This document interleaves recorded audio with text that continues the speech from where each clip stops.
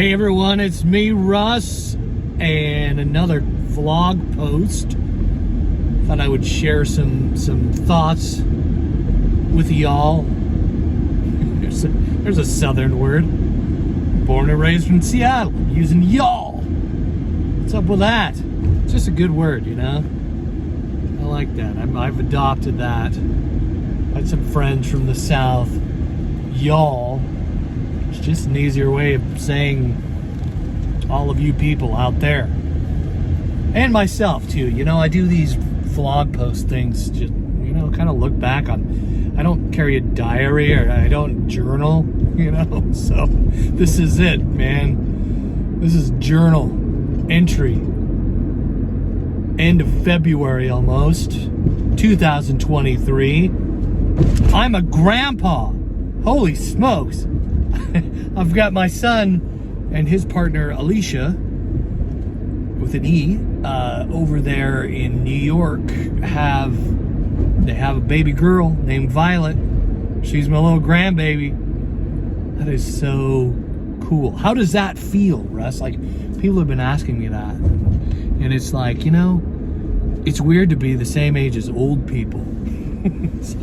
I feel, I mean, that's like, wow, like there's some kind of weight to it, you know? Part of it is that she's so far away. My son and his partner met on the internet, you know, like a lot of folks do. Only they didn't meet in a dating site or anything like that. It was, they're gamers, you know, and they've had this relationship for actually years, since like, I don't know, high school, middle school, my son was saying, and yeah, so there's that distance that's kind of hard, but it's just a beautiful, awesome thing that you know, someone from the Shaw Family Videos, right? I named this channel Shaw Family Videos, and this is a family event. She was born about a month ago. I'm talking about it now because, you know, I'm putting it out there, right? Here on the YouTube. What does being a granddad feel like? So I'm 54, and we had our kids pretty early, you know? I'm incredibly grateful that she's healthy and she's doing good, and she has 2 other sisters, right? And there's gonna be, it's like that modern family kind of melding of like gaining 3 granddaughters, right? From this, which is pretty cool too. And I can't wait to meet the family, meet all of them, meet my son's partner and her family. I mean, that's gonna be awesome. It's just the distance. That distance has weight to it, right? Like, there's weight to the fact that we're in Seattle and she's in like upstate New York, which is across the country. But it's like, I'm grateful that she's okay, she's healthy, she's doing good, she's growing, and she's gonna be another beautiful human in the world. It's the interesting thing about family and the people that you value, you know, that they're close to you in blood, right? There's that thing about blood and relationship, the economy of relationship, you know. I have a client actually, and I was telling her about I'm a grandpa now, right? It sounds weird to say that. I'm a grandpa. Hey, it's Grandpa Russ. Come on over, you know. But she was talking about how she has grandkids in California, and she doesn't see them. You know, she goes, it's not that I don't see them as often as I'd like. It's that when I do see them now, there's more value to the time. So the time is valued differently when your grandkids, she was explaining to me, aren't just there to be babysat on the weekend or something like that, right? Like, you know, they drop by and you visit, and then the grandkids are there. Like, it's just different. Has a different energy to the relationship in that paradigm than you would in a relationship where they're local and it's just kind of a given that you're going to see your grandkids on a regular basis, right?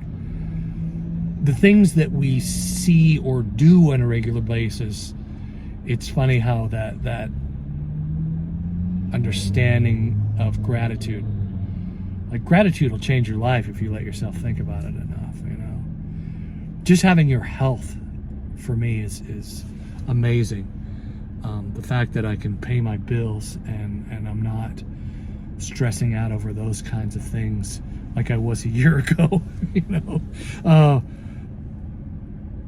So again, that understanding of gratitude, it takes a minute for us to think about it, dwell on it, and realize that our life isn't as horrible as we think it is, right?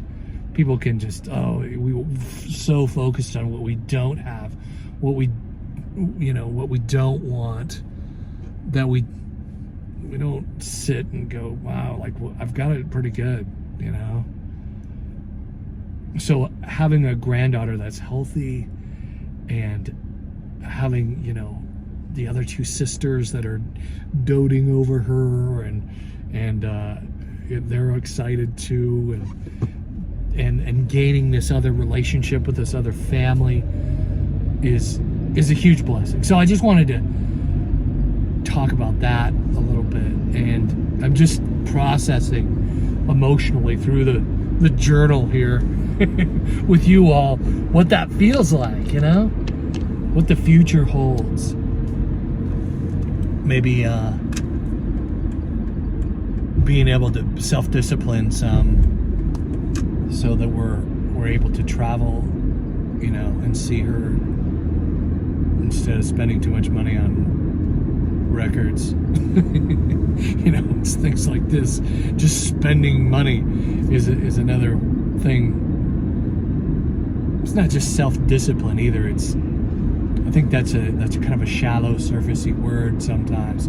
Self-discipline, of course, is a thing, but it's birthed out of something. The energy of self-discipline comes from what you value. And if you value yourself, that's another one. How will I pull off being a granddad? Am I gonna be good at it? You know, that kind of thing. These thoughts come to mind. It's easy to be unkind to yourself in thinking about